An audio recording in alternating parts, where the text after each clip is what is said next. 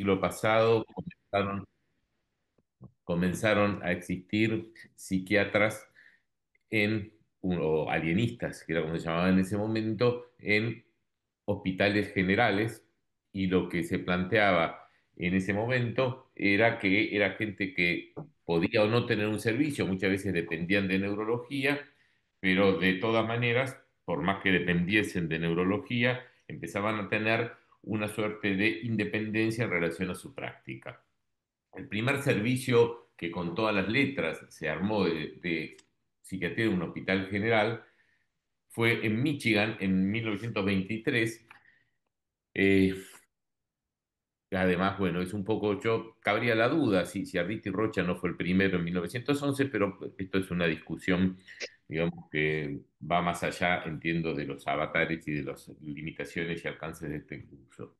Cuando empezó las primeras publicaciones y se empezó a usar esto de que había psiquiatría en un hospital general, en 1929 una publicación del American Journal de Psiquiatría que plantea que se puede hacer o que se está haciendo psiquiatría adentro de los hospitales generales y no dentro de los que en ese momento eran considerados los manicomios. Billings en el 39 fue el primero en usar el término psiquiatría de enlace. ¿Por qué decía él esto? Porque decía que había que enlazar los distintos integrantes de los actuantes en las situaciones clínicas. Y por esto él entendía que eran los médicos, los enfermeros, los pacientes, los propios psiquiatras o psicólogos que estuviesen actuando. Y el término incluía la investigación, la práctica clínica y la enseñanza. En los 50, digamos, haciendo un rápido paneo de todo esto, Balin postuló el enfoque con el cual se proponía recuperar la subjetividad del acto médico. Esto fue importantísimo porque él decía que la subjetividad del acto médico se recuperaba en términos de incluir la subjetividad del médico como contratransferencia. Y dijo, algo pasa con las personas actuantes, algo pasa con los médicos, que si no los tenemos en cuenta, vamos a meter la pata. Hacemos la segunda, Sí, seguimos. perdón. Sí, sí, sí. Un segundo que no sé qué pasó que no. Ahí va. Bueno, en 1960 hay en realidad en 1957, pero en los 60 se terminan de armar lo que eran tres hospitales generales, esto siguiendo un, un modelo más americano, y en el 58 gana el doctor Goldenberg la jefatura del Hospital de Lanús y empieza a desarrollar un concepto que era novedoso, que tenía que ver con la psiquiatría social y que tenía que ver con empezar a trabajar fuertemente en los hospitales generales con internaciones en psiquiatría. Sin embargo, el nombre que nosotros tenemos de interconsulta, en realidad proviene de un libro de Ferrari y Luchina, que ellos trabajaban en el hospital ferroviario y publicaron un libro hablando sobre la interconsulta médico-psicológica. Y a partir de ahí nos quedó ese nombre como actividad, pese a que en el mundo hablaban de psiquiatría enlace o liaison psiquiatría, digamos, en principio no lo llamaban interconsulta. ¿Por qué es importante en el 70? En el 70 le dicen a Goldenberg que él tiene que hacer, le proponen hacer una red metropolitana de servicios de psiquiatría en los hospitales generales, eh, y en esta situación él acepta, pero dice que no quiere, él no tenía ideológicamente que ver con los militares, que eran los que estaban en ese momento en el gobierno, entonces él dice que no quería cobrar nada, entonces dice que cobrar tenía que cobrar porque no era posible que no cobrase, entonces cobra un peso. Y a partir de ahí se fundan todos los hospitales, todos los servicios de psiquiatría en hospitales generales que hoy conocemos. En los 90 armamos con Alejandro Ferreira y con Maxi Luna el capítulo, digamos, empezamos a armar el capítulo y armamos el capítulo que aún estamos, digamos, que aún transitamos y que al cual, por supuesto, invitamos a toda persona que quiera participar. Vamos al siguiente.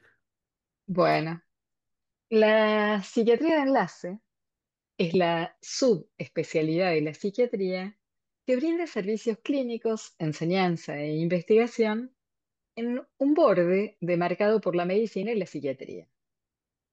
La intervención en psiquiatría en enlace tiene principalmente dos modalidades que consideramos los dos polos del mismo arco, la consulta y la interconsulta. Ahora vamos a hablar de esto. La consulta es cuando se nos pide intervenir sin que esté incluido un problema del médico o de la institución. El trabajo es solo sobre la subjetividad del paciente. En definitiva, nos demandan un saber para ser aplicado en el encuentro con un paciente en el que no media una demanda latente del personal de salud. Esto sería, por ejemplo, si nos dicen cuántos miligramos son necesarios de haloperidol para controlar este delirio. Eso sería, por ejemplo, una situación de consulta. Seguimos. Bueno, en cambio, en la interconsulta hay un pedido de intervención que pone de manifiesto un síntoma relacional, o sea que emerge lo subjetivo dificultando el acto médico. Bien. Deviene del diagnóstico la interconsulta que hace que el profesional interviniente que incluye o detecta situaciones de fractura de comunicación.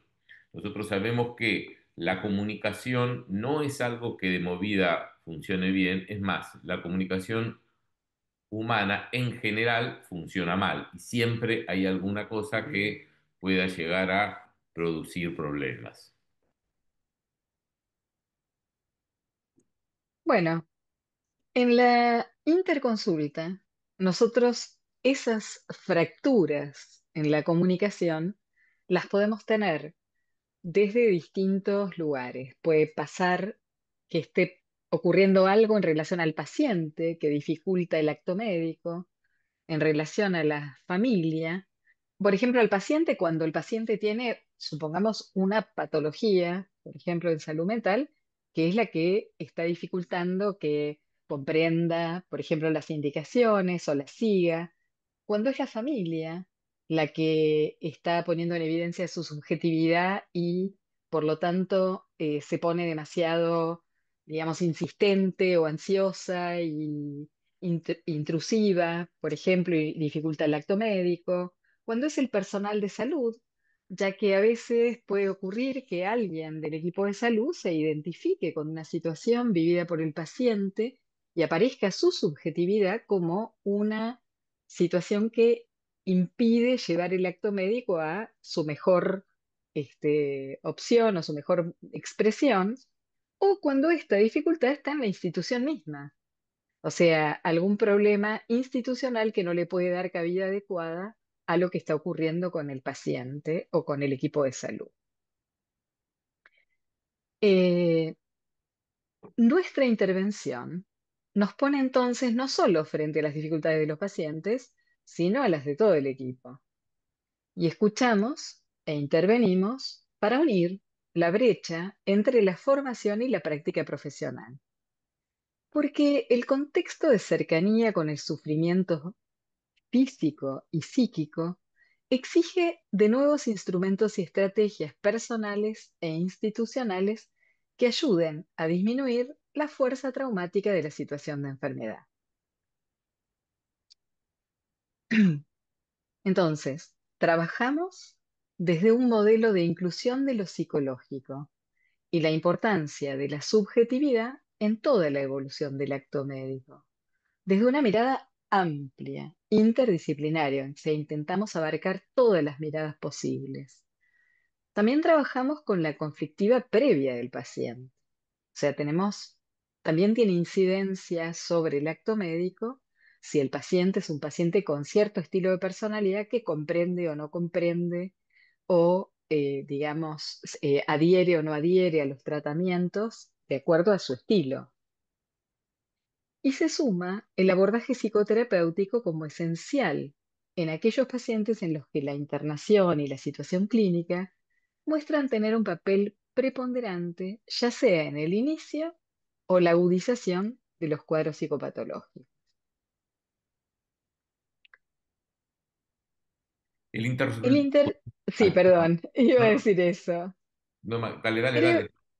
el interconsultor es entonces más que solamente abocarse a atender a los pacientes. Busca comprender conjuntamente con los profesionales para allanar las dificultades que impidan lograr que los pacientes reciban la mejor atención posible. Ahí vamos. Bueno, ¿en dónde nosotros hacemos esto? ¿De qué forma hacemos esto? ¿Cuál es el encuadre que tenemos? La definición que ponemos acá es una definición tradicional de encuadre, el conjunto de constantes dentro de cuyo marco se desarrolla un proceso terapéutico. Pero estamos en el hospital, pero estamos al lado de una cama, pero hay un orinal al lado, viene una enfermera que nos dice que le tienen que inyectar algo, aparece un familiar que nos empieza a conversar, viene otro médico y nos dice, doctor, por favor, puede ver a tal otro paciente. Entonces, empecemos a pensar un poco esto, ¿no? Entonces, buscando otras posibles definiciones, ¿no? El conjunto de constantes dentro de cuyo marco se desarrolla un proceso terapéutico es precisamente la no constancia que envuelve al paciente, al terapeuta y a la institución. ¿Seguimos? Sí. Esta es una definición que encontramos de encuadre en un artículo sobre hospital de día, ¿no? Que me parece que está bueno como concepto, ¿no? Que nos pareció pertinente poner. El encuadre es una metaconducta, es decir, un conjunto de reglas que definen un campo de acción y crean un terreno de observación tendiente a lograr que los datos que se ponen en juego sean aquellos que genere el paciente, que sean solo producto de su accionar. A veces en insólitos lugares físicos en los que el setting se sostiene desde nuestra actitud mental, incluso corporal, es que nosotros podemos definir y plantearnos que tenemos un determinado encuadre. ¿Cuál es el encuadre general que nosotros vamos a tener? Que también podemos pensarlo como pasos a seguir en una institución. Vamos a después un poco verlos más ampliamente, pero en principio sería la enumeración. Tomar contacto con el pedido, leer la interconsulta, ver al médico y al personal de salud interviniente. En tercer lugar, leer la historia clínica, parte de enfermería e indicaciones. Y fíjense que acá en la cuarta, que viene a ser la mitad, 4 de 7, ¿no? Porque quedan 3 para arriba y 3 para abajo, ahí realizamos la entrevista del paciente y la familia. Porque después viene toda una parte que es dar la devolución al médico y al personal de salud, escribir en la historia clínica y finalmente irnos del hospital. Seguimos. Bueno, ¿cuáles son los momentos capitales de una intervención en psiquiatría de enlace? Por supuesto, el inicio, que bueno, sobre estos momentos vamos a ampliar en cada uno, el inicio, el armado y la finalización. Tienen, digamos, un... Ah, bueno, esto tuya, Juan. Sí. Bueno, esto es una... Siempre uno puede pensar que el principio y en el principio determina el fin, ¿no? Y en esto hay un poema de T.S. Eliot que dice en cuatro cuartetos, que es, el tiempo presente y el tiempo pasado, acaso estén presentes en el tiempo futuro. En mi principio está mi fin en sucesión.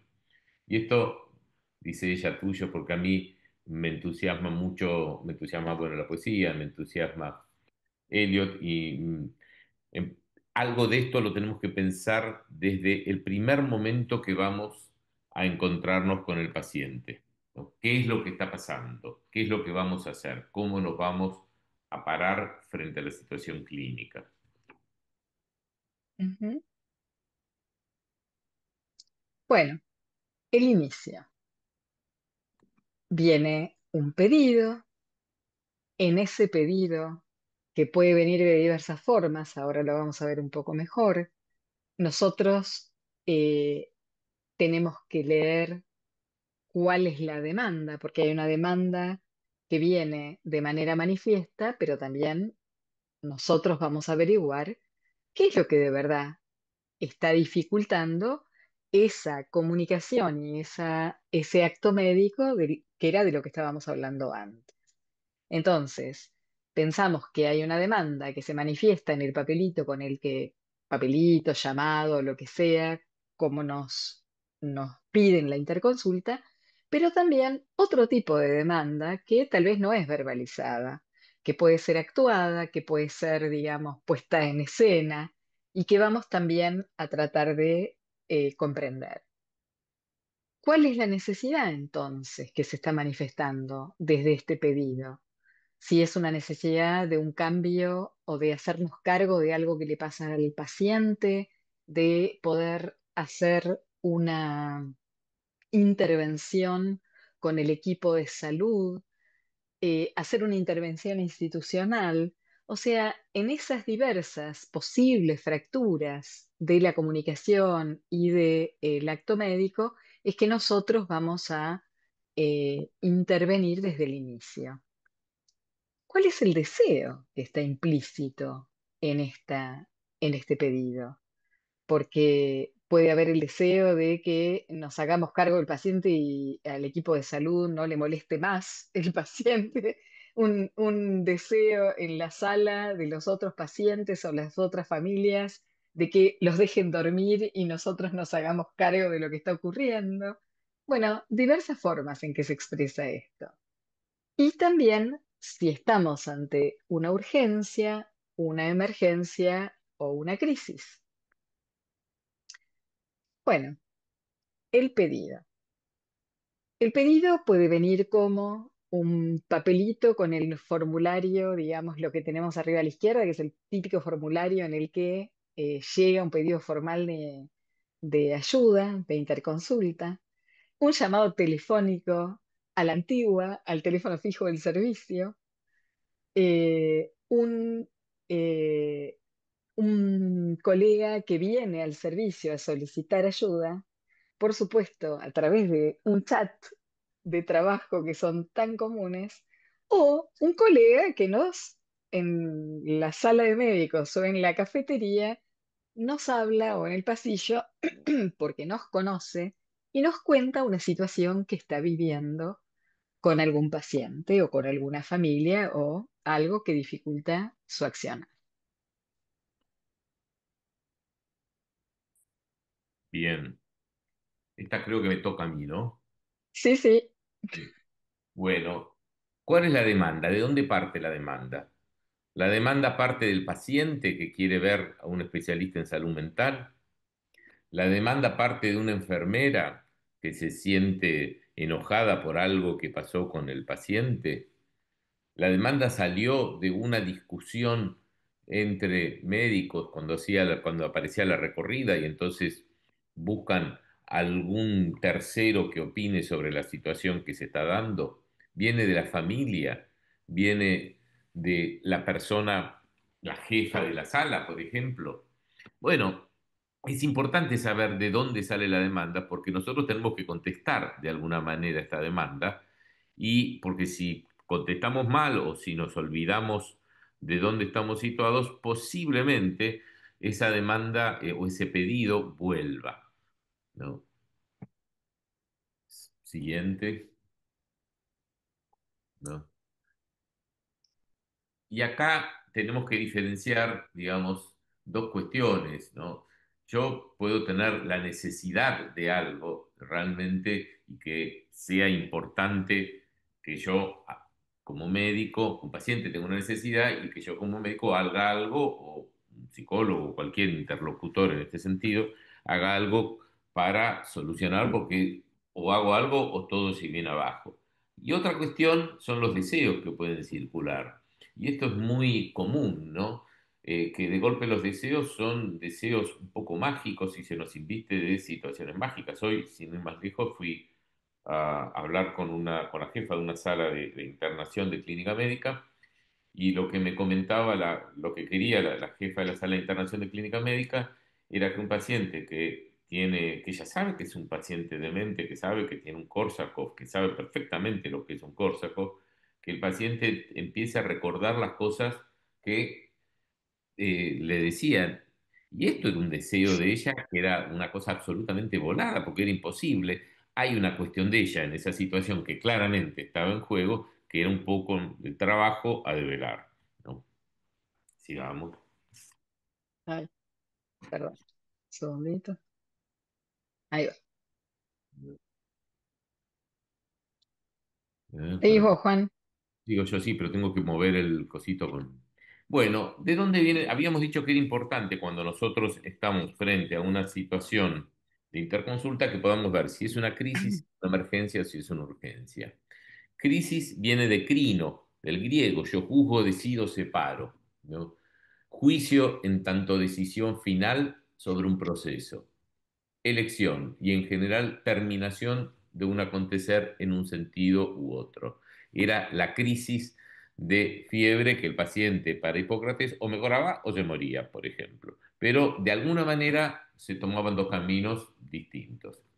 Erickson era un tipo bastante más optimista y planteaba que en realidad en las crisis había una reorganización, que las crisis permitían la maduración y que de todas maneras en las crisis se iban a manifestar un poco de la patología latente, pero había que irla de alguna manera rearmando, recuestionando, como para poder seguir adelante. ¿Cómo se salía de la crisis para Erickson? Restableciendo el equilibrio. Para él es un signo de resistencia a la enfermedad la posibilidad de tener crisis y salir de ella. Morin era un tipo mucho más pesimista, Edgar Morin. Él decía que es una no respuesta, que es un callejón sin salida del sujeto. Es cuando el sistema está paralizado en situaciones paradójicas con una necesidad imperiosa de elegir. Kaplan, ¿no? Planteaba otra cuestión. Kaplan, recordemos que fue una persona que fue un Gerald Kaplan, una persona muy importante en todo lo que fue psiquiatría social, y él empezó a estudiar algunas de las cosas que tenían que ver con las crisis y las cosas que tenían que ver con lo traumático a partir de un Magua Chestnut Lodge que se quemó, perdón, Coconut Grove, que se quemó en el 56 en Boston. ¿Y qué pasó cuando se quemó? Habían dejado las puertas cerradas, tocaba un grupo y había un techo que era incendiable y tiraron no sé qué cosa, pirotecnia, y se quemaron 536 personas. No sé si les suena eso, Suena, ¿no? ¿no? Sí, tal cual. Y todo, digamos, y bueno, y a partir de eso él empezó a estudiar qué era lo que le pasaba. Kaplan era el capo del Massachusetts Hospital, el capo de Harvard, y entonces el tipo dijo, bueno, empecemos a estudiar a ver cómo cada sujeto se va acomodando a las crisis que empiezan a aparecer, ¿no? Y él lo que planteaba después de esto era que en realidad son disregulaciones momentáneas y que se vuelven a equilibrar, digamos, y que todas estas crisis implicaba la posibilidad, por lo menos potencial, de volver a un equilibrio, ¿no? El término chino dice Wei-Fi como peligro y oportunidad ocurriendo al mismo tiempo. Bien, creo que Sí, ahora. urgencia es otra Bueno, cosa. Es otro. claro, eso, teníamos que diferenciar crisis, urgencia o emergencia. Bien. Perdón, ¿querés seguir, Juan? No, no, no, no, O... no, no, no, no, no, no, no. Tuya, es toda tuya. Claro.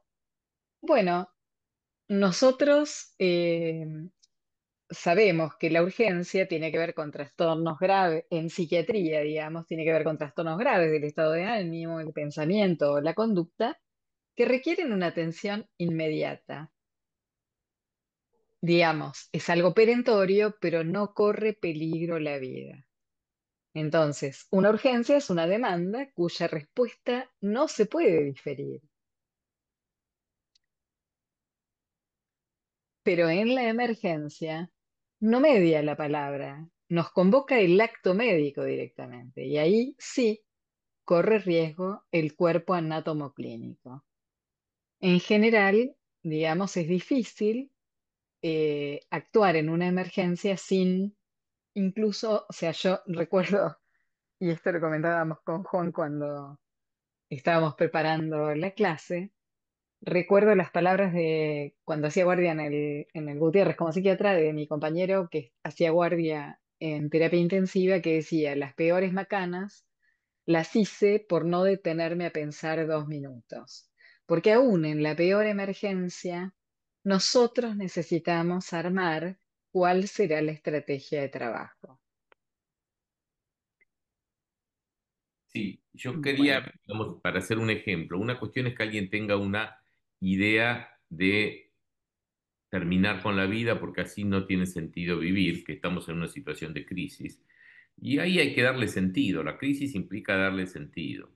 Otra cuestión es si yo digo yo me quiero suicidar tirándome desde el quinto piso del balcón de mi abuela, en donde eh, claramente si me caigo me voy a matar y estoy pensando en abrir la puerta, pero ya tengo el plan armadito. Ahí claramente yo tengo que hacer algo rápido, porque si no lo hago, el señor se tira por la ventana. Digamos, hay alguna cuestión que hay que poder de alguna manera diferenciar de una a la otra y actuar. Y una tercera que sería cuando nosotros estamos en una emergencia donde ya no hay que pensar en algún sentido, hay que actuar sobre todo. Es la persona que ya está abajo, el tipo que ya se comió, por ejemplo, 250 de trabajo porque se tiró del balcón, ya se comió 250 comprimidos de digital, por ejemplo, entonces con eso cualquier sí, persona puede llegar a morir. Entonces ya ahí, ya lo que hay que hacer es hacerle un lavado de estómago.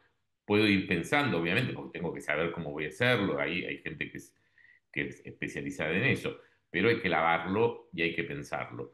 Siempre en esto tenemos que tener en cuenta que también muchas veces si es una crisis o si es una emergencia, depende de quién la mire. Lo que para alguna persona puede ser una crisis y es una necesidad de darlo sentido, para otras es en realidad todo lo contrario, es una emergencia y hay que rápidamente correr, meter internada a una persona y de crisis, de darle sentido, por ejemplo, no hay ninguna cuestión, digamos, no pasa por ahí. A la vez puede ser que para uno de los actuantes, por ejemplo, que para la familia sea una crisis y que para el paciente sea una emergencia o albergue. Es decir, son variables que se pueden ver de distinta forma y muchas veces nos llaman a nosotros diciéndonos que en realidad lo que vamos a tener que hacer es actuar inmediatamente y ya tenemos que actuar y en realidad lo que pasa es que estamos enfrente de una crisis de un paciente y su familia, por ejemplo, y lo que tenemos que hacer es darle sentido a esta situación para que pueda ser metabolizada y elaborado de una mejor forma. Vamos con los momentos capitales, ¿no? sí, Viendo, ahí va. habíamos hablado del inicio, seguimos. Vamos a ver el armado, ¿no? ¿Dónde se arma? Bueno, Perdón, ahí voy. La sí, siguiente creo que sí, es. sí, sí, ¿no? Ahí va. ¿Dónde se arma? ¿No? Porque se puede armar en distintos lugares, ¿no? En principio. Uno puede pensar que creo que falta una, ¿no? Que se puede armar mientras los médicos discuten, se puede armar mientras alguien está pensando en solitario, ¿no? Y ver qué pasa. Da la próxima. Y la próxima. Sí. Bien. Y muchas veces lo que pasa es que el armado se hace cuando nosotros estamos hablando con los médicos, cuando nosotros hablamos con los residentes, con los médicos de planta, cuando viene enfermería, nos dice una cosa, y en esa mesa que parece que todos estamos escribiendo, pero nadie está haciendo nada, nosotros estamos armando la interconsulta y muchas veces es el momento privilegiado para actuar y que siempre tenemos que pensar que nos tenemos que dar tiempo, que para ese momento de que escribimos en la historia clínica, que nos planteamos a ver cuáles son las cosas, por ejemplo, esta médica jefa de la sala que pretendía que una persona con Korsakoff se acordase de una cosa, claramente le estaba pasando algo a ella, digamos. Y entonces, bueno, había que dar un tiempo para terminar de ver cómo armar la situación para poder seguir trabajando y restituir al médico en el lugar de médico pensante, que esto es una de las cosas más importantes que hacemos siempre en la interconsulta, que es ayudarlos a los otros médicos a poder pensar, a poder volver a estar en el lugar de médico y poder trabajar su contratransferencia. Ujú. Seguir. Bueno, Todo tuyo. en el, claro, nosotros tenemos que armar, digamos, la intervención y para eso tenemos que evaluar una serie de cosas. Evaluar los antecedentes personales y las características del equipo de salud, porque a veces estamos ante equipos que sabemos que nos llaman más seguido, que están más compenetrados con incluir la subjetividad en el contexto del acto médico, la propia y la de los otros, digamos, equipos que se conocen mejor. Eh, o a veces todo lo contrario, nos toca que nos llaman a regañadientes porque ha pedido el paciente el llamado. Eh, También evaluamos qué síntomas están presentes y como síntomas no solamente hablamos de los síntomas del paciente, pero sí también los síntomas del paciente. También, digamos, nosotros podemos pensar como síntoma este quiebre en la comunicación y la detección de en qué área se está produciendo, que tiene más que ver con el contexto en el cual esto se desarrolla. No es lo mismo si nosotros tenemos un paciente internado que no puede ni moverse, que está en una situación de no poder ser autoválido, que otro tipo de paciente y entonces el contexto nos influye muchísimo. También el contexto en el cual está internado el paciente. No sé, hay niños llorando alrededor, hay otro paciente muriendo en la cama de al lado. Todo esto tiene mucho que ver con cómo se desarrolla el acto médico y se relaciona también con las características de cada paciente. También vamos a evaluar cómo fue la convocatoria, que era esto que decíamos en un principio, de qué es lo que están solicitando, cómo lo están solicitando. No es lo mismo si ya nos conocen, nos han llamado otras veces, tenemos hecho un vínculo con los colegas. Entonces, por ejemplo, esa colega que decía Juan, no es lo mismo si ya nos conoce y tenemos la confianza para decirle, che, eh, me parece que esto te está pegando fuerte, ¿qué estará pasando? ¿Habrá algo, digamos, en esta necesidad de que el paciente entienda, recuerde, cuando en realidad ella conoce que la patología lo estaría impidiendo? También la cuestión del tiempo. No es lo mismo si tenemos un paciente que está internado y sabemos que se va a quedar por su situación clínica, ¿no? Física, sabemos que va a permanecer en el hospital internado o en la institución unos largos días, que si tenemos alguien que no sabemos en qué momento le van a dar el alta y cuánto va a poder durar nuestra intervención. Y también tenemos que evaluar cuál es la modalidad que podemos poner en juego en esa intervención y armarla, ¿no es cierto? Ver qué es lo que es posible también. Bueno, eh, ¿Cuál es el número? ¿Sabes que estoy? ¿Cuál es el número de ¿sabes slide? qué? Quiero saber Estaba cuál es el número del pensando lo slide porque mismo. ya estoy Me medio perdido. parece que esto lo íbamos a hablar entre los dos. Sí. Y es cómo termina la intervención en interconsulta, ¿no es cierto? En psiquiatría en la. Por eso, esto, de repente llegamos y no hay más pacientes, lo dieron de alta, ¿no? Sí, esto pasa Este, mucho, mucho más de lo que uno muchas veces desearía, ¿no? Porque no puede cerrar y de golpe el cirujano decidió que el paciente ya está y, digamos, ya está. Y todo lo demás era absolutamente sin importancias, ¿no? A por veces, eso justamente, perdón, Juan, es importante tener planeada la estrategia, porque dentro de esa estrategia nosotros tal vez precozmente podemos empezar a pensar si ese paciente hace falta derivarlo al servicio y ya de inicio por ahí darle esa idea, aunque sigamos interviniendo, ¿no es cierto? ¿Por qué puede pasar esto, por ejemplo? sí, Perdón. a veces se resuelve el pedido de intervención y en realidad lo que nosotros vemos es que cuando le damos el alta es porque ya todo está listo, cuando ya está todo bien, cuando ya pudimos cerrar todas las cuestiones, y entonces ahí, en principio, estaría bueno. Pero lamentablemente, yo por lo menos en mi experiencia, diría que a veces se resuelve en el pedido de intervención, muchas veces el paciente es dado de alta, ¿no? Y a veces las circunstancias que motivaron el pedido de intervención, que no es un problema del paciente, sino un problema del equipo tratante, ¿no? A veces cuando pasa eso, bueno, digamos que podemos pensar que es un tercio y un tercio, ¿no? Ujú. Digamos. Perdón. Bueno, ¿cuáles serían entonces las características de una intervención exitosa en psiquiatría de enlace? Una, como en cualquier otra intervención, si nos están esperando, la de responder rápidamente. Ahora, rápidamente, no sin pensar, rápidamente, no sin evaluar el contexto, ¿no es cierto?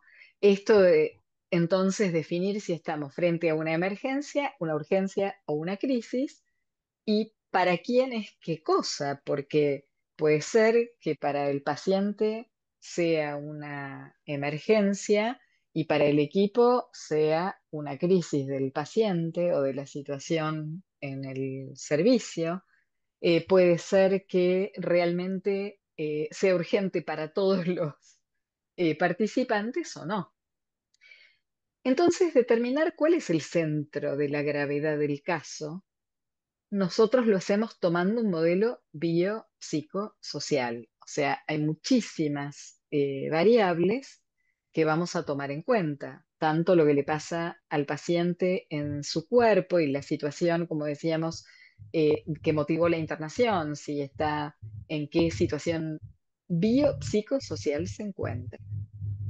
Eh, Muchas veces, cuando se trata, como en muchos de los casos que hemos trabajado en hospitales generales, y es lo que pasa ahora, eh, muchas veces también tenemos que evaluar, por ejemplo, la situación del equipo de enfermería, si comprende bien qué es lo que está pasando con este paciente en particular, porque si no, tal vez a la hora en que debieran darle una medicación que nosotros incluimos en la intervención, el paciente no está en la cama, porque los pacientes, digamos, en general que tienen algún trastorno por psiquiatría son autoválidos, tal vez no están internados por un problema físico y no están en ese momento. Entonces también hay que explicar la importancia para el éxito de la intervención de tomar en cuenta esto y ser flexibles. Realizar las entrevistas tanto en los pacientes internados como en los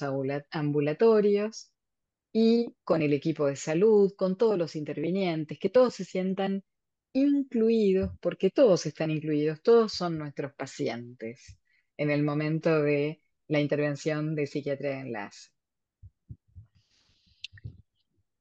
Bueno,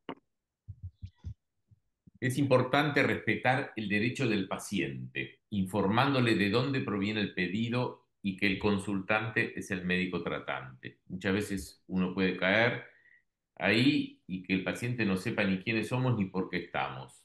Eso yo creo que establece un pacto de verdad que es indispensable bueno, a menos que el paciente esté con un cuadro confusional y no entienda nada, por supuesto, ¿no? Pero que es indispensable para poder trabajar junto con el paciente. Tenemos que pensar que una interconsulta no dura lo que dura habitualmente una entrevista en el consultorio, dura mucho más, ¿no? Porque hay que tener tiempo suficiente para recoger toda la información disponible. Muchas veces la información disponible está fragmentada, es más común que esté fragmentada a que esté todo en el mismo lugar, entonces uno tiene que fijarse a ver si está en la historia clínica, fijarse si está en el report de enfermería, fijarse si no hay alguna cosa que anda circulando por la mesa del de los médicos que uno no la tiene puesta adentro de la carpeta, ¿no? Es decir, hay que fijarse todas estas cosas, ¿no? Porque en pocos lugares está todo informatizado y nosotros podemos ver todo en la computadora. Nuevamente creo que nosotros queremos remarcar esto de utilizar un modelo biopsicosocial, ¿no? Y tenemos que pensar en los antecedentes y los precipitantes, tanto biológicos, psicológicos y sociales. Y esto es muy importante, ¿no? Porque de golpe digo, bueno, pero este paciente está internado por un problema clínico, pero sigue siendo un problema que un paciente que puede haber tenido un desencadenante de ese problema mientras está internado, pero que en realidad la cuestión pase por una cuestión psicológica. O hoy por hoy sabemos muchas veces que es muy difícil externar a gente porque la situación de calle de muchos de los pacientes que están internados en los hospitales, sobre todo los hospitales del Estado, ¿no? Hace que uno dice, bueno, ¿por qué está internado y qué tanto toda esta cuestión social no termina produciendo efectos sobre la situación por la cual está internado el paciente? Tenemos que pensar siempre, bueno, cuáles son las fortalezas y debilidades con las cuales nos podemos encontrar. Ujú.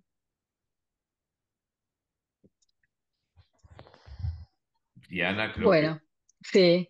Eh, Tenemos que tratar también, para que la intervención sea exitosa, de no invadir campos que no nos son propios. Eh, no transformarse como psiquiatra enlace ni en clínico, ni en cirujano, ni cualquier otra especialidad. A veces es difícil. Nosotros nos vemos muchas veces tentados de hacer algún tipo de intervención cuando notamos que no hay esa eficiencia en el acto médico que justamente por la cual probablemente nos han llamado.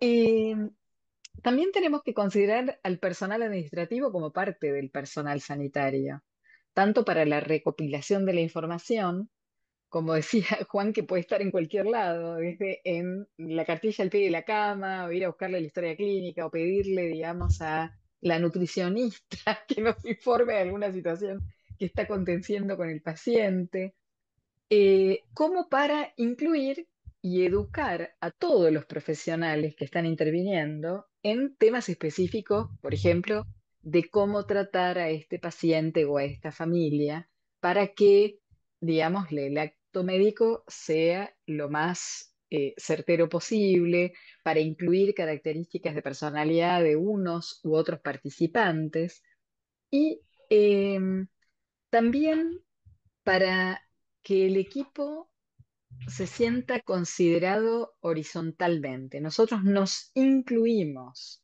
dentro de la intervención.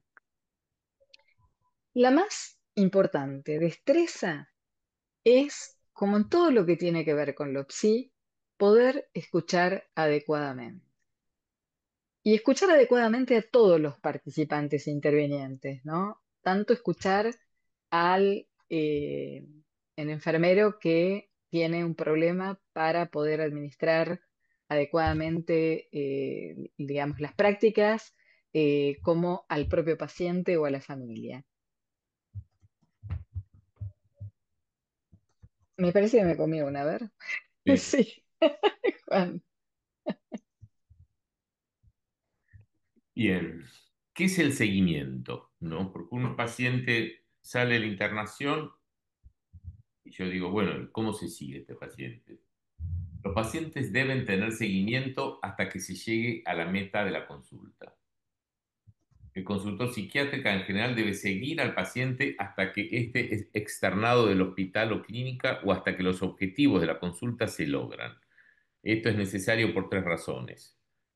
La tendencia a firmar el alta está más relacionada con las reacciones negativas hacia los pacientes que hacia la resolución de los síntomas presentados. Me refiero a esto a la resolución de los síntomas psicológicos presentados.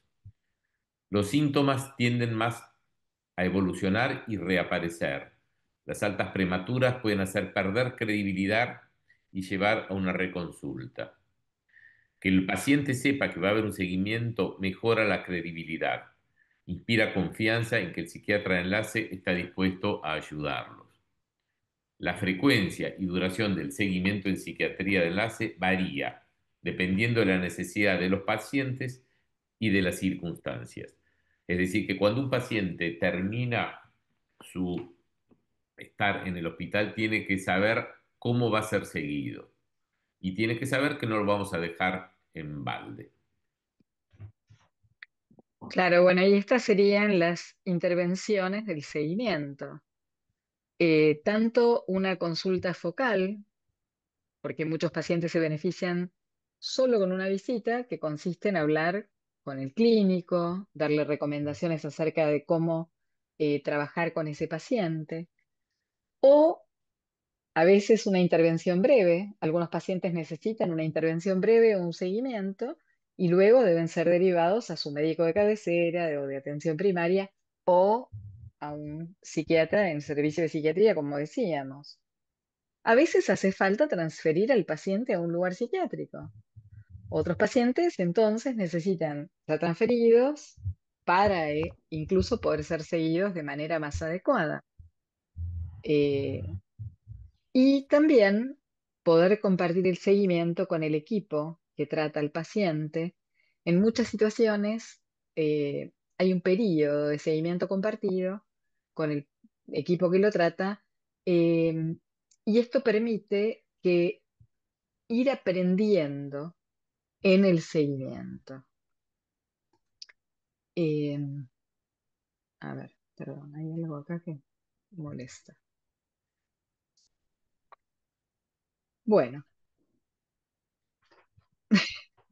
Bueno, y acá hablando del yo, seguimiento. ¿no?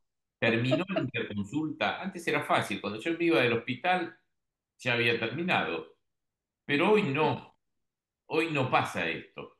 Hoy no es que cuando yo me fui del hospital terminó.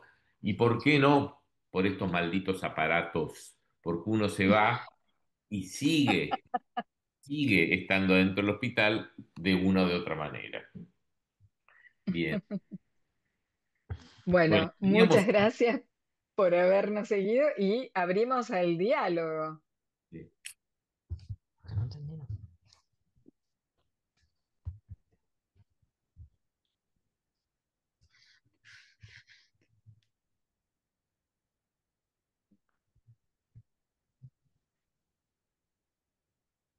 A ver quién es el primero en preguntar algo.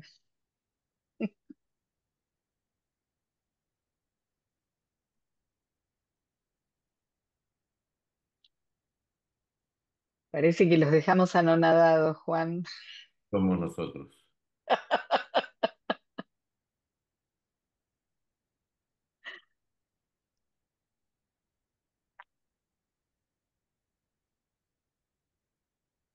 Ah, bien. Se me ocurre introducir una variante como para pensar entre todos o para dialogar, que tiene que ver, por lo pronto, en las instituciones públicas con los ritmos de las instituciones. Por ejemplo, el cambio de año de residentes. ¿Y cómo impacta esto en las dinámicas del hospital? No sé si alguno quiere contar alguna experiencia o alguna situación eh, sobre esto, porque modifica por completo la forma de trabajo. O sea, se viene trabajando de una manera y de golpe, de un día para otro, cambia todo. ¿Y qué impacto tiene esto en las consultas, en las formas de las consultas? ¿Sí?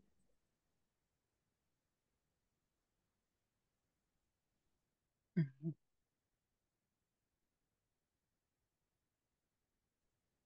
Bueno, yo diría que ahora estamos en un cambio de residentes, ¿no? Estamos en septiembre, es el momento de cambio de residentes, y de golpe a todos los pacientes además les cambian el equipo tratante, y esto suele tener impacto psicológico, ¿no? Es cierto, y muchas veces el cambio es sin aviso. Sí, esas son de las cosas que siempre intentamos decirles a los residentes cuando se van, que avisen que pasa lo que pasa. Además, nosotros, yo estoy en un hospital en donde hay muchos rotantes, entonces muchas veces no es tan fácil que venga la gente, digamos, que en algún momento estén todos juntos, el saliente y el entrante, ¿no? Entonces, Ujú. eso hace que se compliquen las cosas.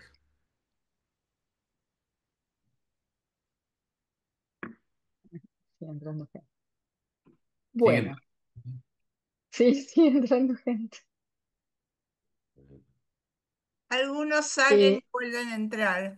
A mí me parece que durante en la introducción que ustedes hicieron y en la introducción histórica que ustedes hicieron de la clase y de cómo surgió el trabajo en interconsulta, en psiquiatría de enlace y el estudio este biopsicosocial de la relación médico-paciente, ¿no es cierto? Quizás uno de los aspectos que en la introducción tocaron menos es este punto de la historia que tiene que ver con el trabajo de Balint en relación médico-paciente y el trabajo de los grupos de relación médico-paciente y la ayuda que estos grupos pueden dar cuando esto es posible. Quizás quieren contarnos un poco más respecto de esto. Bueno, yo creo que hay distintos tipos de grupos Balin de este tipo, ¿no? Porque los grupos Balin son grupos sobre la tarea, uno habla sobre la tarea, ¿no? Ujú, Eso es una cuestión que yo particularmente tuve, en mi residencia tenía grupos Balin, pero también hay otros grupos, yo en un momento, que yo no sé muy bien cómo nombrarlos, ¿no? Pero hace unos años yo iba a cirugía, yo me llevaba bien con todos los residentes de cirugía, digamos, con los médicos de cirugía, digamos, tenía una muy cordial relación. Y de golpe yo me empecé a dar cuenta que había un día que siempre sistemáticamente me mandaban un pedido de interconsulta, me lo mandaban más o menos para un horario determinado y cuando yo llegaba estaban todos los residentes sentados. Y todos se me ponían a charlar y me hablaban y me hablaban, me hablaban y me hablaban y estaba como media hora hablando con todos los residentes. Y eso se empezó a sistematizar todos los miércoles a esa hora y se iban armando estos grupos, ¿no? Entonces, muchas veces yo creo que tenemos que estar como abiertos a este tipo de situaciones en donde uno encuentra en la tarea, que si bien no es estrictamente un grupo Balint, terminan funcionando como reflexiones sobre la tarea y terminan siendo lugares en donde se pueden expresar las distintas angustias que surgen con la tarea, que de golpe no es tan claro para ellos que es un problema como para pedir un grupo Valiant. Para los cirujanos pedir un grupo Valiant no es tan fácil, ¿no? En ese sentido. Pero para estos pibes durante 2 meses estuvimos viéndonos todos los miércoles y yo nunca les dije que era claro que yo me daba cuenta que ellos me llamaban como para que yo hablase y hablábamos, ¿no? Mejor dicho, hablaban ellos y yo los escuchaba más que cualquier otra cosa. Bueno, justamente muy importante, porque me hiciste pensar en que en otra tarea que yo hago, que en otro tipo de institución, que son las instituciones escolares, en el equipo, nosotros hablamos de lo que llamamos respiraderos emocionales y que tiene que ver con actividades de este tipo de intercambio y reflexión acerca de la tarea y de cómo uno se está sintiendo durante la tarea. Tal vez esos residentes, Juan, no tenían tan claro que lo que necesitaban y estaban esperando de vos era eso, pero era eso, era que los ayudaras a pensar cómo se sentían en esa tarea que estaban realizando. Y me parece que ese es el tipo de labor del psiquiatra de enlace que Mm. es más rica, porque es preventiva, digamos. ¿Puedo hacer un aporte? Por supuesto. Bueno, yo quiero unirme un poco al pensamiento de Liana, porque lo que ustedes mostraron es la tarea de la gente que hace enlace desde la salud mental, ¿no? Pero hay un aspecto que para mí es fundamental, que es el de la docencia, que es la liaison. Por eso cuando preguntaste, ¿qué pasa cuando se renuevan los residentes? No pasa nada, cambiaron los alumnos. En realidad es casi un estímulo para no aburrir. Porque el problema que nosotros tenemos no es que no son estos pacientes internados, no son como nuestros pacientes, son pacientes del equipo de salud. Y el resto del equipo de salud no tiene la más pálida idea de cómo manejar la empatía, la transferencia, la contratransferencia, la compasión. Nadie les enseñó nunca todo eso. Lo hacen intuitivamente. La mayoría de las veces piden interconsulta porque en realidad ellos son los que piden la interconsulta, porque se ahogan. Entonces todos los pacientes son deprimidos que se van a suicidar, les agarra el ataque de angustia en el verano, cuando los médicos más grandes están de vacaciones, los pibes se asustan, se vuelven locos, te llaman para que le enjugues las lágrimas a una señora que llora, por ejemplo, ¿no? Entonces uno tiene que ir a ver un paciente, tiene como 10 o 15 años de posgrados, para abrazar a un paciente y darle un pañuelito de papel, cuando eso lo tenía que haber hecho el residente. Por eso que nuestro trabajo es un trabajo disciplinar desde la profesión, desde la psiquiatría o la psicología, la terapia ocupacional, lo que sea, pero además nosotros, la gente psiquiatra con formación dinámica, como médicos que tenemos formación psicoterapéutica, tenemos que ayudar a los colegas del equipo a aprender estas técnicas que les van a permitir tomar distancia, poder pensar desde la disciplina, sin estar todo el tiempo sobreidentificándose con los pacientes. Y eso es su prevención del burnout. Y les diré que además los grupos de prevención de burnout o los grupos de prevención del estrés, que en el SEMI que Dani está haciendo actualmente, Daniela Telias, que hemos hecho mucho de eso, tenemos un problema en la institución, no nos paga eso, porque las instituciones de la salud no quieren gastar plata en el recurso humano, cuando el recurso humano somos los profesionales de la salud. Y en las instituciones privadas donde no tenemos sueldo, sino que trabajamos como por prestación, pagarte 4 horas semanales para que dirijas un Balint con residentes es un gasto y estamos en crisis. Entonces, Eh, es otro tema. A lo mejor en el hospital público, donde o nadie cobra o todos son empleados, se puede hacer, porque dentro de tu horario vos decís, dedico tantas horas a esto y nadie te lo discute. Bueno, eso quería decir, que hay una tarea que es la liaison, que es el enlace que separa, y es la docencia, que es lo que hace que podamos compartir con los colegas lo que ellos no saben, pero necesitan saber, porque no es de nuestra disciplina, es de ellos también, solo que no se les enseña.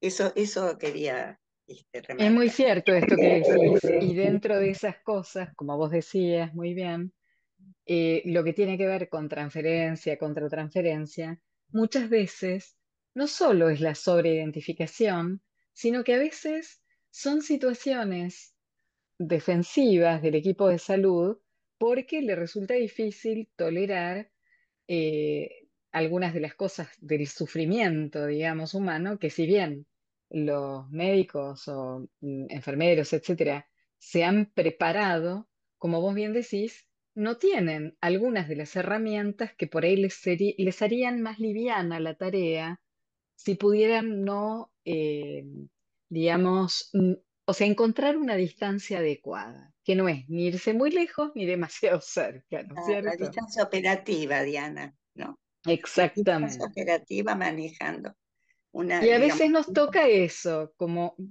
como Juan con sus residentes, esto de ah, enseñar cosas que ni siquiera se dan cuenta que están aprendiendo. claro, pero ellos, los chicos lo esperaban, porque él tenía algo que los ayudaba, sobre todo residentes de los R1, R2, Sí. en lugares muy competitivos, además, donde no solo tienen la situación, sino además tienen jefes duros y que les hacen hacer pasar papelones y hacen macanas, porque no todas las instituciones son amables con los residentes, ¿eh? Miren, yo Así estuve es. 20 años en el hospital de clínicas. Vos no sabés lo feroces que eran la gente de mi época con los residentes. Ni hablo Por, con e- ni te digo de los psicólogos. por eso a mí me parece que el término enlace, psiquiatría de enlace, básicamente implica la relación entre la psiquiatría y las demás especialidades médicas, pero es un término polisémico y podemos pensar en un montón de otros enlaces que significa. Por ejemplo, el enlace entre la mente y el cuerpo. Eh, Impedir las disociaciones entre la mente y el cuerpo que tanto ocurren en los equipos de salud y por lo tanto poder reflexionar sobre esto y por ejemplo poder reflexionar sobre qué significa estar enfermos, qué significa estar enfermos para el paciente internado, para el médico, para el resto del equipo de salud, ¿no? Eh, o sea, poder reflexionar sobre todo el conjunto de variables que hay alrededor de un paciente internado. Me parece que amplía muchísimo el campo, ¿no? Y la amenaza a la vida, porque Exactamente. los médicos nos forman, aún hoy, con la idea de que nosotros vamos a vencer a la muerte. Por eso es tan duro para un médico joven, el primer paciente que se le muere, vos nunca te olvidás. Y yo me acuerdo, yo hace 55 años me recibí, yo me acuerdo del primer paciente que se me murió, sigo diciendo se me murió, no era psiquiátrico, era una chica con insuficiencia renal, una tuberculosis Ujú. renal, me acuerdo hoy. Pero que nosotros lo que primero que tenemos que aprender es que peleamos con la enfermedad, no con, escúchame, no, nosotros no está, un médico, un cirujano, le tenés que hacer entender que no vence a la muerte. Puede ser que venza la enfermedad o que pueda llevar a la cronicidad con una buena calidad de vida, que ese es el éxito. El otro no es imposible, no es Dios. Sin embargo, te encontrás con los cirujanos que en general te dicen, los únicos que curamos somos nosotros. Sí, así decía mi jefe. También son los únicos Además, que matamos. Bueno, Yo los algo, quiero especialmente a los cirujanos, porque si hay alguien disociado en este mundo, son los cirujanos. Y yo claro, bueno, siempre, y lo importante y respetable que es poder abrir un prójimo. claro, ¿qué te pasa?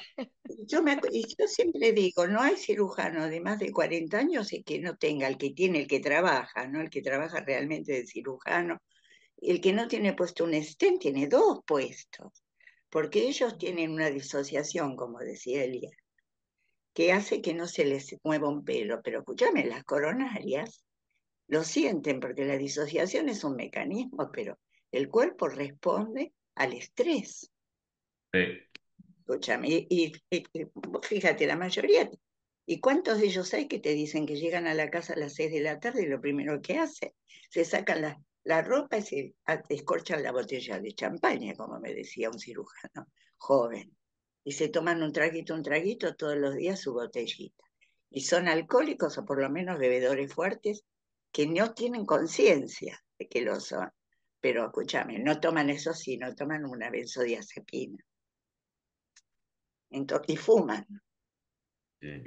Entonces, bueno, pero eso se puede colar, o sea que podemos, es más difícil todavía, Juan, es más difícil lo que hacemos porque trabajamos con el paciente, con la familia, con el equipo, con la secretaria, con las enfermeras y también con los compañeros que uno se encariña y los ve, sobre todo los muy jóvenes, donde vos mismo te ves reflejado en ellos, te acordás de todas las cosas que te pasaron, tuviste suerte, tuviste un buen maestro que te enseñó y por mucho no tuvieron suerte. Y los ves y sabes a dónde van y pensás, oh, este cuando sea viejo me paga una cuota, porque termina. Pero Bueno, podemos. quizás ahora que conversamos entre nosotros, ¿alguien más de los participantes de esta reunión se anima a levantar la mano y a comentarnos algo? Ah, sí, sería Tenemos ganas de hacer un curso participativo. ¿Alguien se anima a contarnos alguna reflexión, alguna resonancia que les haya producido esto que vinieron escuchando?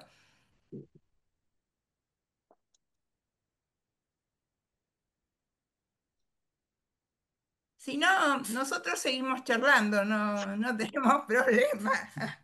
Yo soy Pero por psicóloga ahí del les causa Hospital curiosidad algún Talar. área en hay particular Para, o una para, chica, hay algo hay una en joven hablando. particular. Hay Ahí alguien va. que quiere hacer un comentario, Eli. Gracias Sí, por lo de joven. Ana Ruth Keegan. Ah, Susana Sánchez. Keegan, Keegan, serás pariente de Keegan. Desmuteate, Ana. Estaba Desmuteate. Susana Sánchez. Ah, Está Susana Sánchez. Miren el. Estoy acá, no sé si me ven. Sí, No, ¿Sí te un vemos? breve comentario. Soy psicóloga en el Hospital Italiano de San Justo y bueno, resueno mucho con lo que están contando, como bueno, nuestro llamado a responder al sufrimiento, ¿no? Del paciente, del equipo. Recién pensaba en todo lo que comentaba María del Carmen y decía, bueno, lo que estamos haciendo acá, ¿no? Reflexionar, pensar, es una manera de cuidar, ¿no? Estamos llamados a cuidar a los pacientes, a cuidar a los equipos de salud. Y bueno, la verdad que muy contenta de estar acá, con ganas de aprender todo lo que traen. Eh, Hablando de... Hola, Gracias. hola. Sí, Sí, perdón, había Sergio, pedido la palabra Ana Ana. Rukigan, pero tenés que desmutearte, Ana. Después te damos a vos, Sergio. Bueno, yo quiero mostrar Sergio. el libro no. que Uh, fue, bueno, qué emoción verla a María del Carmen. No sé, este libro lo tengo acá todos los días, más todos los otros que ahora no los pude agarrar, pero bueno, yo soy psicóloga. Y este tema realmente es apasionante porque digo también, y María del Carmen lo dijo, ¿no? Qué lugar porque somos las licenciadas nosotras. claro, claro. Y bueno, y yo empecé con psico-oncología y digo, ahora me ascendieron porque hago cuidados paliativos. Y de las cosas que a mí más me han impactado, bueno, hablando de los residentes, digo que un tema que no se habla y creo que eso es mundial también a veces el suicidio de los residentes. Mm, Pero tal cual, comparto todo lo que dijo la doctora Vidal Benito, de que no se habla, de que no les interesa que como psicólogos o psiquiatras, todos, ¿no? Nos unamos para cuidar a los chicos, que los viernes a la tarde es el día en que llaman porque se ve que vienen los fines de semana de guardia y se desesperan. Y bueno, y esto, un poco a ver ustedes también qué lugar les parece que deberíamos ocupar bien los psicólogos, porque uno va ocupando, pero bueno, sí somos, como se dice, ninguneados a veces. Hola, licenciada, usted es licenciada, y yo digo que muchas veces somos bomberos.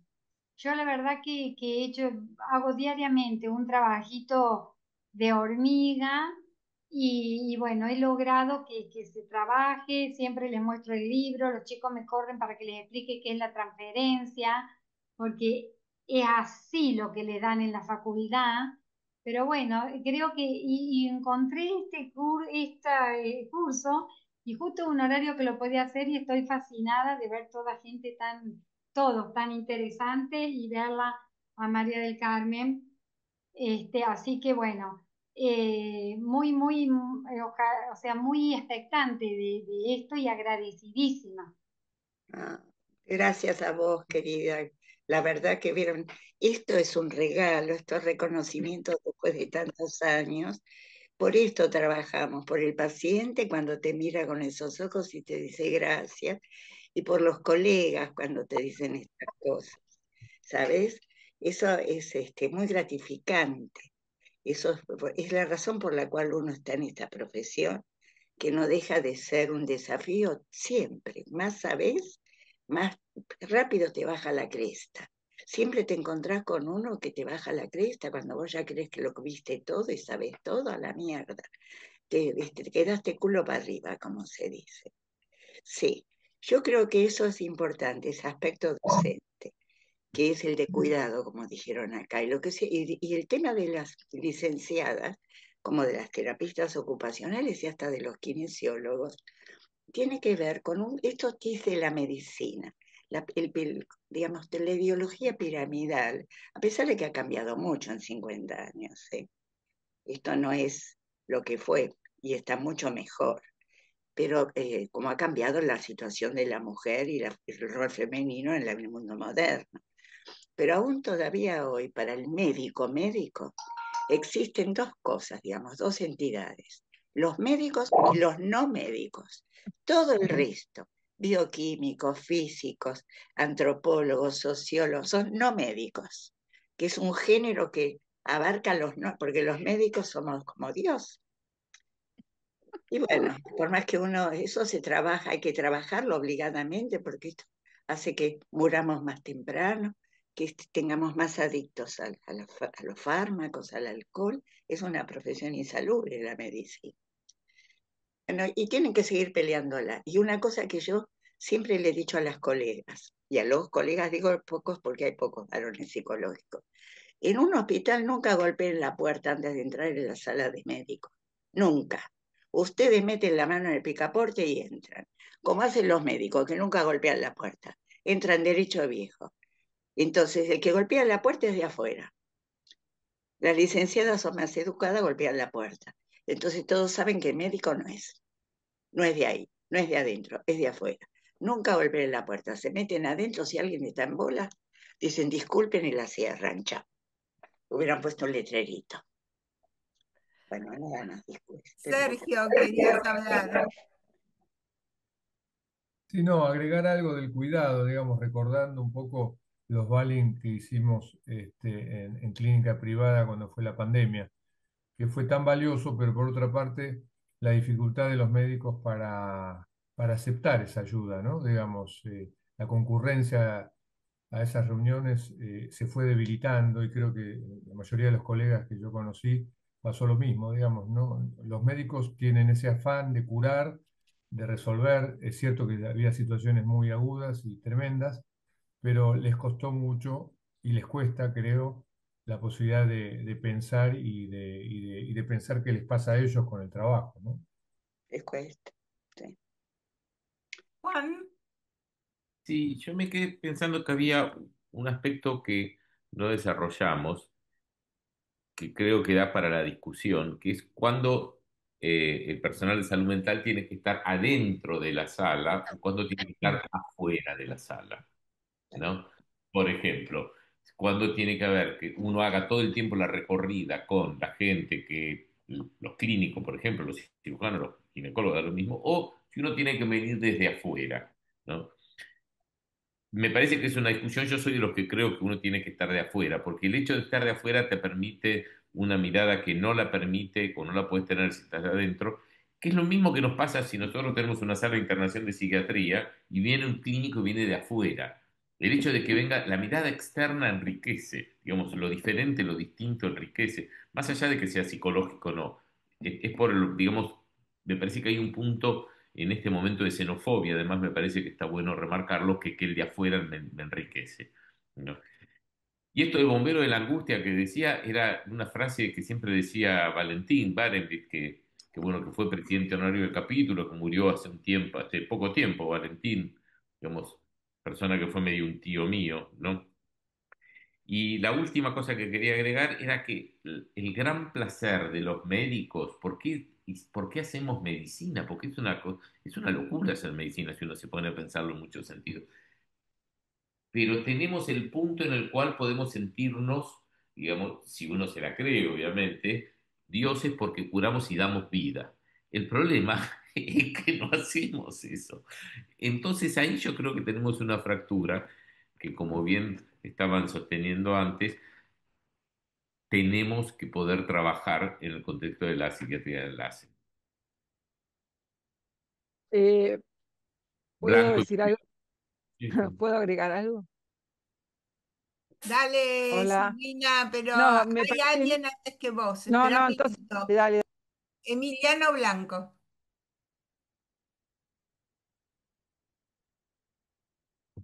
Hola, ¿cómo están? Buenas noches.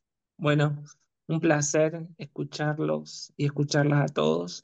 Eh, bueno, primero decir que yo vengo de la rama de la enfermería, soy licenciado en enfermería y trabajo hace 15 años en un eh, neuropsiquiátrico acá en la provincia de Entre Ríos y quiero contar más o menos la experiencia que es poder entender y el cuidado del otro, ¿no? Porque la disciplina enfermera tiene como muy arraigado ciertas cuestiones que son propias, ¿no? Y que a la hora de poder trabajar con el otro es necesario a veces entender.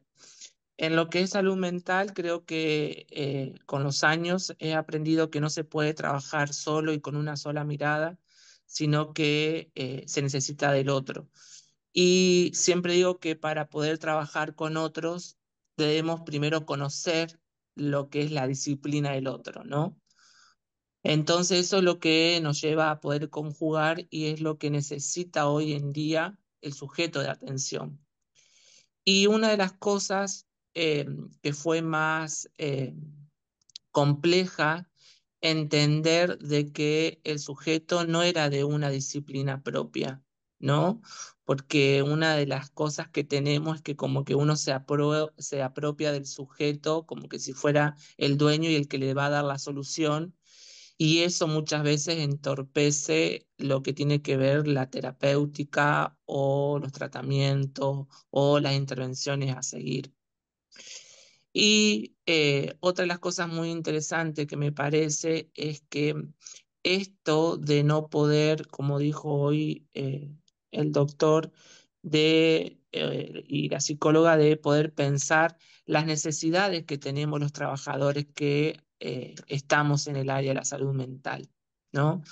Que en esta época, en este contexto eh, social, político, económico por el que estamos atravesando, eh, no estamos ajenos a sufrir, ¿no? De algún sufrimiento psíquico, padecimiento mental.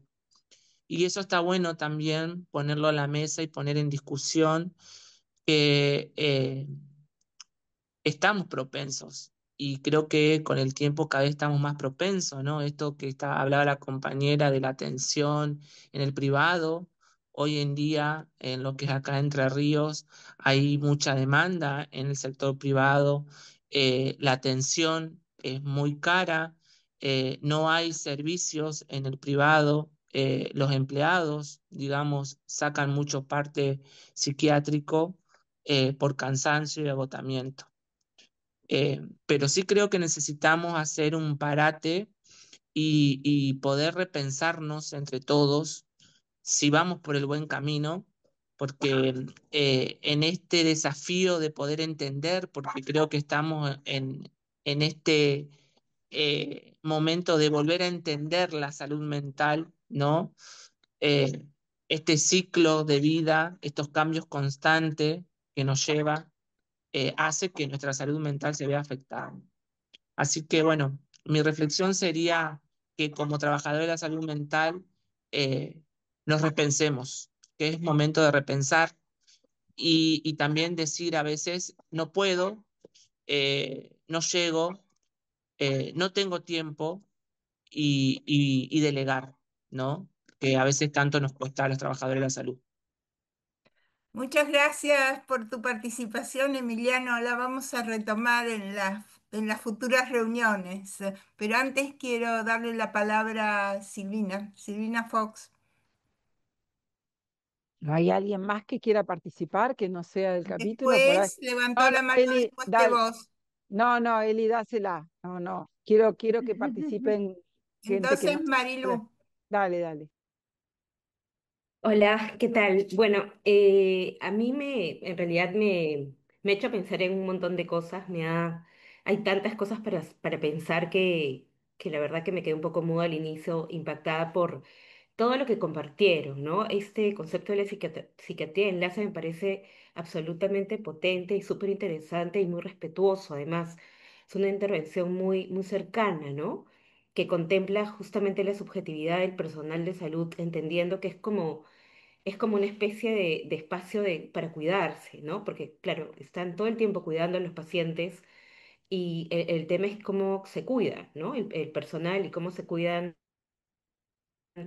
todos los miembros de la comunidad. Justamente un área donde se moviliza tanto el tema subjetivo, ¿no? La subjetividad está pero a flor de piel y efectivamente hay un montón de cosas que mueven al personal. Y yo pensaba, justamente Diana comentaba el tema del trabajo que se hacía con los respiraderos emocionales y todo esto, y pensaba también un poco en la importancia de pronto de tener información. Yo no sé si en Argentina lo tienen, pero cuando se forman para ser, digamos, médicos, que es un poco lo que también pensaba para ser docentes, no sé si está incluido el tema del autoconocimiento, o sea, de esta herramienta potente que tienen, bueno, en mi caso la psicología, yo soy psicóloga, en el caso de los maestros también, ellos son su herramienta de trabajo y en el caso de los médicos imagino lo mismo. Tengo compañeros que son médicos, he trabajado con compañeros médicos y siento que es como absolutamente movilizador, ¿no? Y a veces, claro, como todos nosotros no tenemos necesariamente un saber de nosotros, y así como decía la persona que participó antes, creo que es Blanco, eh, eh, esto de poder conocer lo que hace el otro también, pero sobre todo la importancia de poder conocer qué nos pasa a nosotros, ¿no? En los vínculos con nosotros, porque efectivamente se pueden como ir colando algunas cosas humanamente, ¿no? Yo recuerdo haber trabajado, todo lo que ustedes decían a mí me hace acordar, yo trabajaba en una institución que se llamaba se llama la Casa de la Familia, y trabajamos todo lo que era vínculo temprano. Entonces me tocó ir a la Maternidad de Lima, que es una institución que también es como de investigación académica y formación, y a mí me tocó ser como un equipo de lo que decía un poco también Juan, ¿no? Como un tercero, o sea, una mirada externa que entraba a ver un poco qué estaba pasando y cómo se movía. Todo lo que pasaba con los pacientes y con el personal. Y habían un montón de personas que, no, o sea, profesionales que nos buscaban, ¿no? Porque, claro, veían cómo acompañábamos a las pacientes, pero también comenzaban a decir, mira, ahora que te escuchaba, a mí me pasa esto, como, no sabes qué rabia me da esta paciente y entonces no sé cómo... Entonces sí pensaba en la importancia de poder como, ¿no? Llevar estos espacios, este tema del enlace, ¿no? Que finalmente es los vínculos, ¿no es cierto?, con el otro, con los otros que están en un estado de vulnerabilidad, pero también nos conectan con lo que alguna vez nos ha pasado o lo que hemos visto también, ¿no? Bueno, muchas más cosas para pensar, pero ahí este es un primer inicio que quería compartir. Muchas gracias, Marilú. Lo vamos a seguir en las próximas reuniones. Silvina, ¿querés compartir lo que ibas a decir? Dos cosas. Bueno, todos muy hermosa la clase de Juan y Diana y todos los comentarios y los aportes. Uno era un comentario que había hecho una psicóloga sobre el tema del suicidio y me parece que es muy importante ayudar a salir de ese tabú de muchos profesionales que no exploran clínicamente ese tema porque, bueno, porque justamente creo que es un tema tabú y porque por ahí la falsa creencia de que hablar del tema va a hacer que el paciente le dé la idea de suicidarse. Me parece que es mejor hacer prevención y que se empiece a explorar y tener en cuenta toda esta temática. Y en relación al cuidado de los residentes, yo creo que por lo menos en el italiano ha pasado de residentes que no se, bueno, que se han quitado la vida, así que me parece que es un tema para tener en cuenta. Y por el otro, me parece también muy importante esta cuestión de la disociación que hay entre lo físico y lo emocional de muchos, digamos, profesionales de la salud, y quizás nuestra tarea es tratar de unir eso, ¿no? Porque, digamos, yo me dedico básicamente a perinatal, pero bueno, yo siempre traigo el ejemplo de cómo a los obstetras no se les escapa preguntar, digamos, cuidar si es una hipertensión en una embarazada o una diabetes, pero no se les pregunta cómo están emocionalmente. Y me parece que eso es una tarea importante a tener en cuenta en relación a cómo nosotros podemos ayudar a sensibilizar a los profesionales en ese aspecto, en lo emocional. Eso. Gracias, Silvina, y vamos a tener una clase sobre suicidio, ¿eh? Exacto. Ah, bueno, pero bueno, como salió el tema, me pareció importante. Sí. Y Diana y Juan, dos palabras finales para cerrar.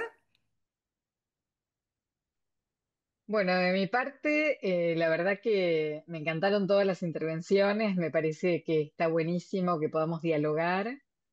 Eh, Me parece que es muy importante esto de empezar a tener conciencia de todos los otros junto con los que tratamos y tratamos a los pacientes, digamos, ¿no? Como decía Emiliano, como decía Marilú, como decían todos los que intervinieron.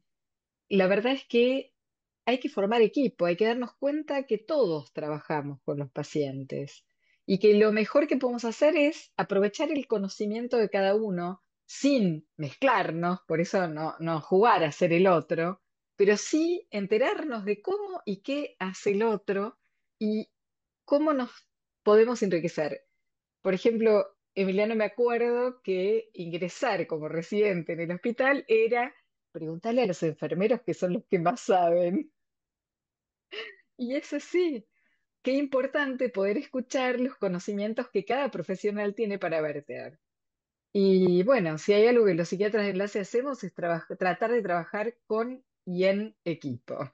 Creo que eso es un poco lo que va, lo último. Lo que nos gustaría transmitir, ¿no es cierto? Esto Sí, tal que cual. plantearon en la clase de relaciones horizontales, ¿no? Juan, ¿querés cerrar? Está muteado. Estás muteado.